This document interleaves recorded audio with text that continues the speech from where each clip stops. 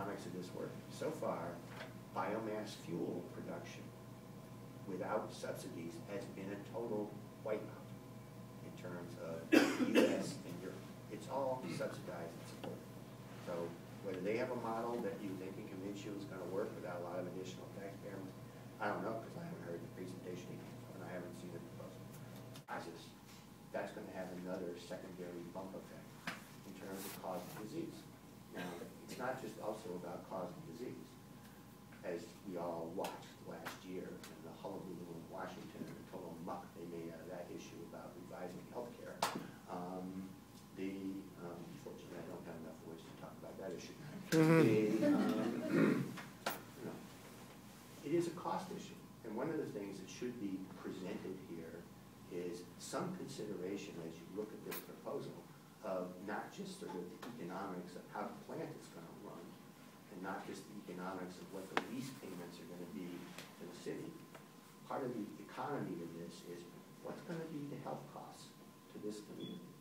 And that's a very difficult number to quantify, but it is a number that ought to be addressed, because Twisted Oak or whoever runs this plant isn't going to be paying the health bills that they're going to be costing. You guys are not going to be paying it, or somebody's going to be paying. It depends on where the healthcare world ends up. So that's a major economic issue. Now, another piece of this is that the Biomass Power Association, that's the industry association, has been very clear all along in the last 2 to 3 years that the only way that burning biomass for power production is economically viable is it's extremely, totally dependent on a whole raft of federal government tax incentives, tax credits, grants, loan guarantees, et cetera, et cetera, et cetera.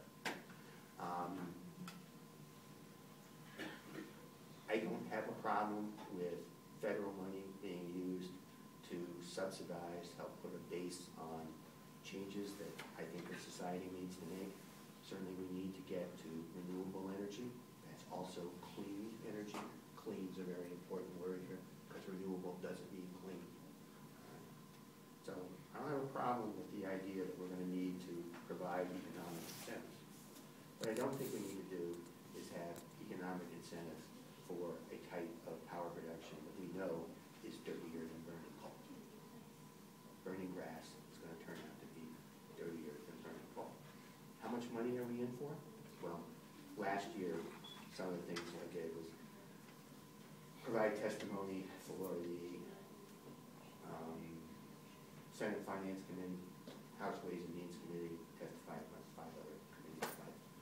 The consensus between those two from the staff was that if the expected number of plants across the country are permitted this year, and it will be this year because of the timelines and the financial incentives, you and I, federal government, you and I being the taxpayers who are supporting the federal government and or the deficit, are on the hook for the next 5 years, $200 billion. We're not talking 10 or 20 million. We're not talking 100 million. We're talking a significant amount of change. I mean, if you go to Washington and you talk $10 million, you kind of look and say, what's your problem? If you talk 200 billion, it's a big number. And yeah, I think there are reasons to say I'd like to see some of that money spent in this community. But you want to spend it on a dirty combustion source? Do you want to spend it on looking at whether you can do anything with solar? Because I don't think you have enough wind power here, wind velocity generated. I think, at least according to quick glance to me, there's more sun exposure here than there is in Germany. Germany has made a viable system out of solar installations. It requires some changes in the system. You have to have a so-called inline, what I call payment system, the industry likes to call inline tariff. That allows you to be able to sell electricity back to the system, et cetera. There are lots of options here. You can insulate a lot of houses. You can do things. I'm not saying I have the answer here, but if people who are small government, fiscal conservatives, most of this money is obviously just going to add to the deficit because we're not increasing taxes for it. So, that's a big deal. There are a lot of issues which we discussed, the this afternoon, and I was glad they were discussed about how the lease structure might get set up. Wayne made a very important statement at the end, which I'm hoping everybody makes them stick to.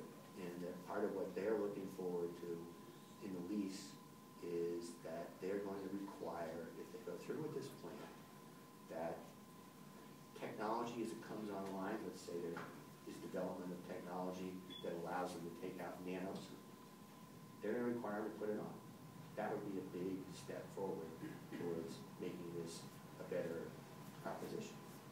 But that's unheard of. I don't know of another structure anywhere that's put that in place. So finding that kind of thing out is going to be very important in terms of making sure that you understand what you're actually getting into, what are going to be the protection mechanisms, how's the lease structured, and there's going to be a lot of intent to say this is confidential information. Confidential information is going to affect you, as far as I'm concerned. John will have the right to know it because you're going to pay the consequences on this stuff. So it is a community decision, and I'm hoping they're going to release the proposals soon so people can actually look at it. Sure, there may be some financial issues which they're going to redact. I don't think they should hide the whole structure from you because it's going to have a lot of impact on what's going to happen here, and it is a national issue. But we need to find out our components, have they ever built one of these plants before? Have they ever run one, let alone 5 or 10 of them? There are a lot of issues about where the fuel is going to come from, what are the agricultural processes involved, what's the issue with land use. Right now, you can't run biomass without having some kind of general knowledge of operational subsidies, but the industry keeps wanting to have fuel subsidies. So if you go in and Google tonight, BCAP, B-C-A-P, you can read about what happens when you try and provide subsidies for the fuel. They've already tried this. They stopped it last year. Secretary Vilsack, who's the Secretary of Agriculture, just tried to put it back into place. It has huge distortions in terms of land value, crop issues, etc. It's a big problem, which may be addressable here, but I think I can spell it out in great detail for this community about what's the impact going to be, how's it going to be funded, what's the way that they're actually going to make this work as a viable economic model. And I don't think it should be hidden behind confidentiality, nor can I think anybody say, trust us. I wouldn't trust me if I was selling it. I want to know what the details of this are. So, right now, I think there are a lot of people trying to evaluate this in city government. I was really encouraged by a lot of the conversation this afternoon, but can't get away from the fact that biomass, when you look at other alternatives, comes down to the fact it's dirtier than coal. It is very expensive. NREL, which is a sort of in-house biomass biased institution's National Renewable Energy Lab. Sounds like it's unbiased, but it's not. Put out a big study the other month in which they looked at total cost of all renewable energy plus nuclear.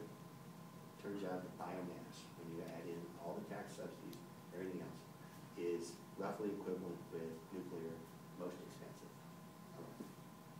Factor in everything, solar and wind are expensive, but biomass turns out to be more expensive. Finally, you have the health risk. The health risk, especially